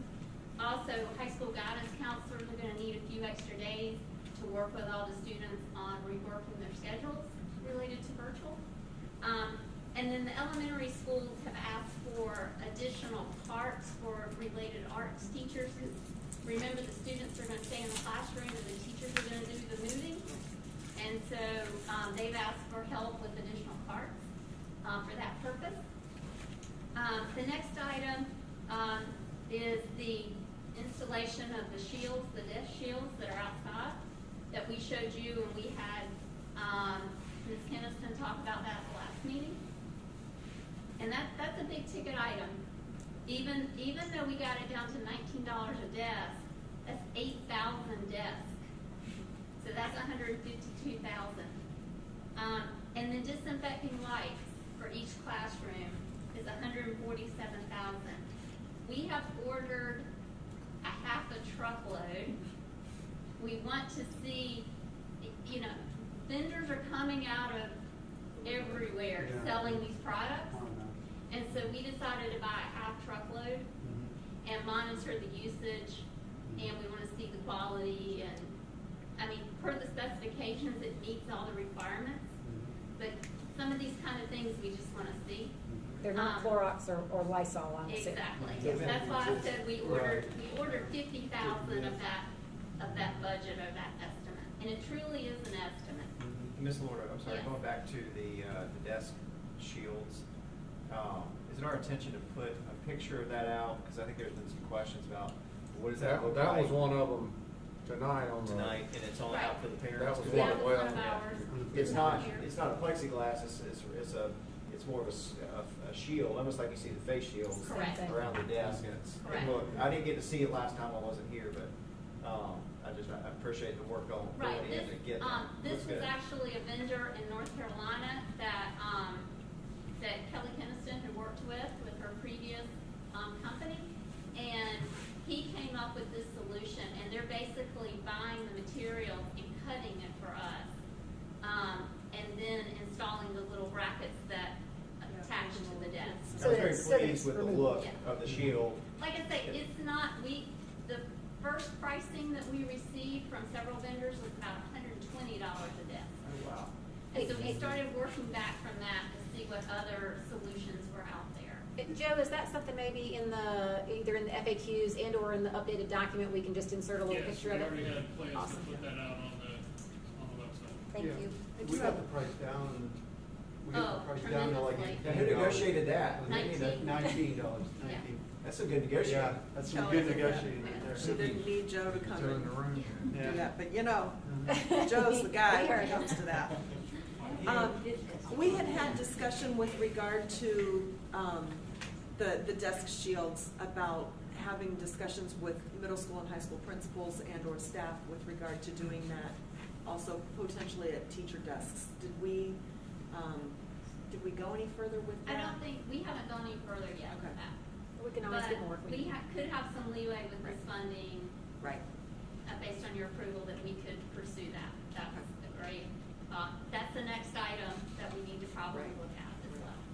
Remember, I said the list continues Right, I to know, grow. I know. The next couple items are for technology related. Purchasing, we're gonna have these mobile devices that need to be frequently wiped and cleaned. And so there's a solution that we need to use for that, as well as special cleaning clause that we need to use for that. and each teacher would have those in their classroom. And then Google Enterprise for Education, this is something that has a lot of features that we have been using during the e-learning that we previously did. And like a lot of companies, they offer a lot of these features for demo for free. And now they're not going to do that anymore.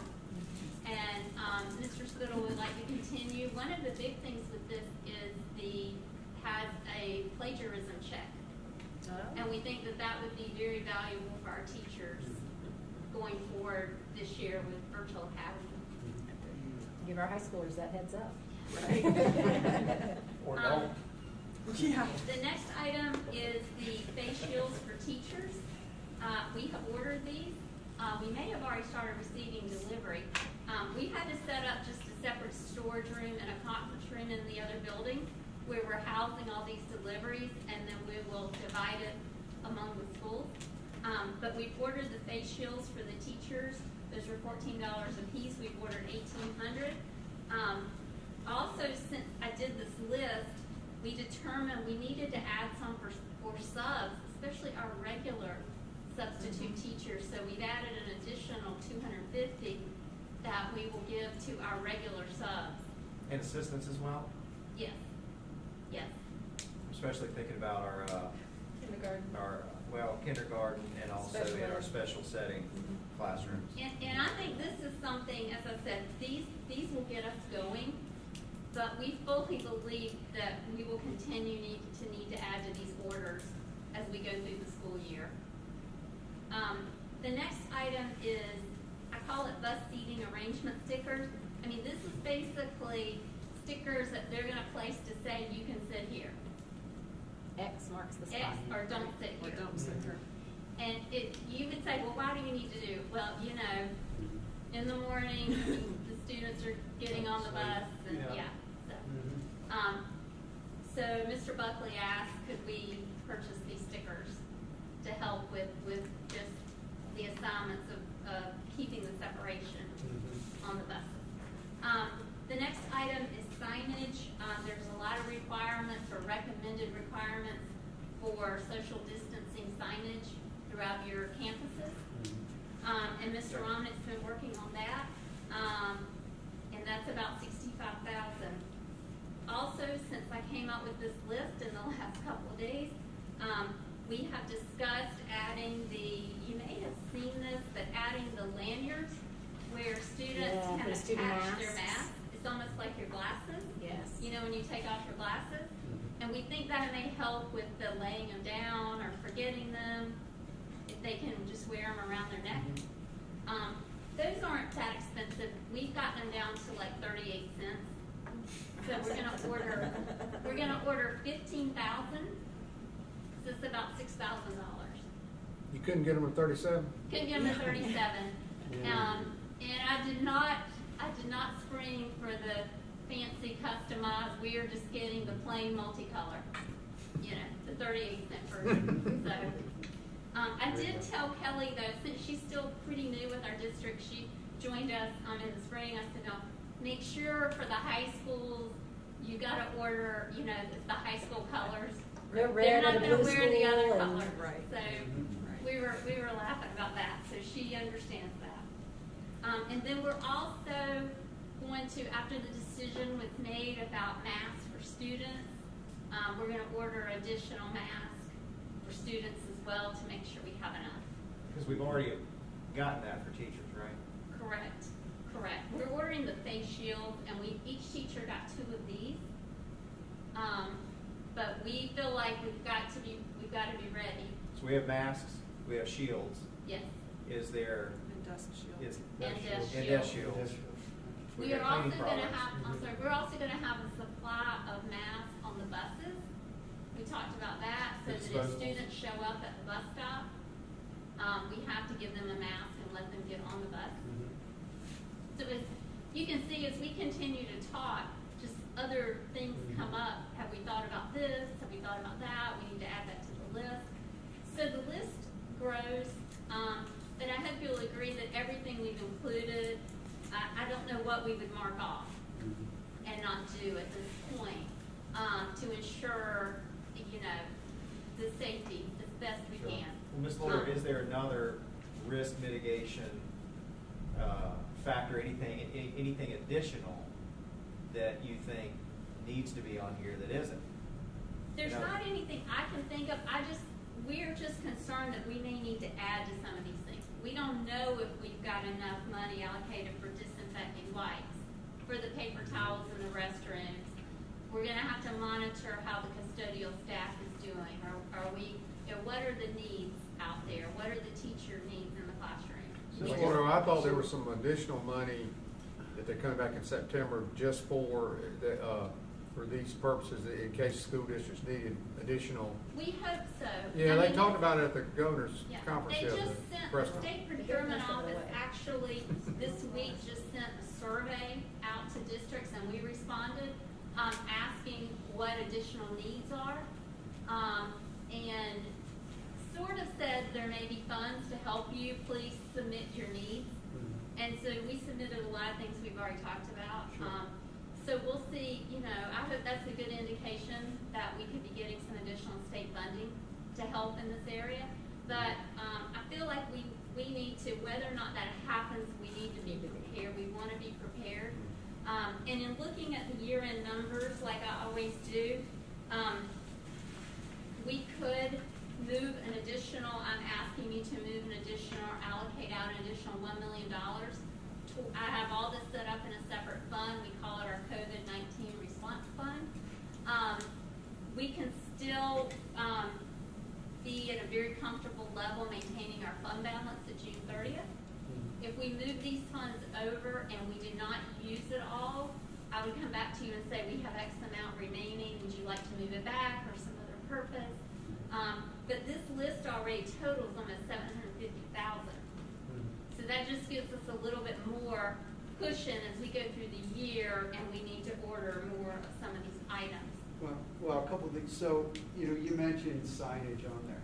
Yes. So, and I think we've already talked about it, but we've already mapped out route into the school, route out of the school, and that type Yes. of procedure process, right? I think it's already been laid out. So we know which doors are going in, which doors are going out, and that type of.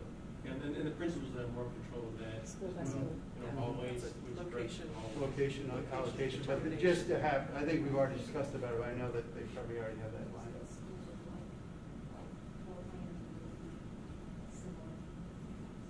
Yeah, Peter talked about that at some point, that, you know, there are 2 or 3 schools that have the same floor plan and 2 or 3 schools that have another floor plan, and so he was working with all the individual principals to figure out what the entry doors and exit doors were gonna be and which hallways go which way and so on and so forth. Can I ask a question? Will the kids have, Sorry. I was just trying to think of how to put it down. So in looking at where we are now, we had some delinquent tax collections. That's always an unknown that came in May and June. Interestingly enough, I always look at, as I share with you, vehicle tax collections.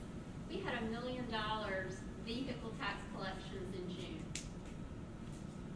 So we're over $1 million now monthly. Well, and that brings up, I mean, the fact that, you know, we continue to have these new students coming in as the year goes on. So from an allocation standpoint, you talk about what we're projecting now, but after we get another 1,000 students by the end of the year, or whatever it may be, then we have to, there's that. And I'm still waiting on final reassessment numbers from York County. I talked with them the end of last week, and hopefully that will be to us shortly. And then I can really, I think, give you a better idea looking at where we are as a school district property tax rule with reassessment as well. That's good. But we're very hopeful that tax collections will remain positive for this year, even with everything going on with our constant, and the opportunity for, definitely there'll be growth, student growth opportunity. I mean, absolutely, it's going to be there. Ms. Laura, so we did talk a lot about curriculum, which we all need to know. We heard from some teachers tonight, and so the question I have is, you have a large amount of risk mitigation measures for teachers, and almost $1 million+ of expenditure. And I know all of this board want to make sure that, and I know the admin does too, that we do everything we can possible to mitigate that risk as much as possible. So is Absolutely. So there, if so we, maybe more, if but we is do there, move is $1 there anything million, else? we'll continue to evaluate, as a leadership team and make the decisions about adding to this list, whether we think that is cost beneficial. And we can report back to you where we are periodically with this list as well. You've gotten all the measures that you feel are appropriate and reasonable and safe in the purchases you've made and the budget Everything we know so We far. think so. I mean, you know. And could you talk about those Mister machines, explain what those are, and that we have already set aside money for that and have purchased those? Right, so the Mister machines are, they're just a device, and each school location will have one, as well as a couple down to clean the buses twice a day. But the custodial staff will be able to go through the campuses into each room and spray the cleaning mist daily. And so we've already added that on our cleaning contract as well. And that's EPA, EPA approved mist? Yeah, absolutely, yes. And that was gonna be done on buses as well, right? As I Correct. recall? Twice a day. Right, okay. And also then pertaining to buses, I know we said we were gonna provide masks for students getting on, and we'll have masks for bus drivers and so on. Have we considered, or I guess considered is the only word I can really go to, the shields for bus drivers as well? And I guess the only reason I say that, that's the very first face that a lot of students will see, that might be the only piece that really gets their morning going in a positive light. And if it's this, that may not be as I think there effective. was some reason why Mr. Buckley, I don't think he's here, that there was something about the shield, but we can certainly follow up on that with Just him. out of curiosity. Yeah. Yeah, it was primarily due to the glare. Oh, sure, Yeah. sure. How it reflects off that. That makes sense.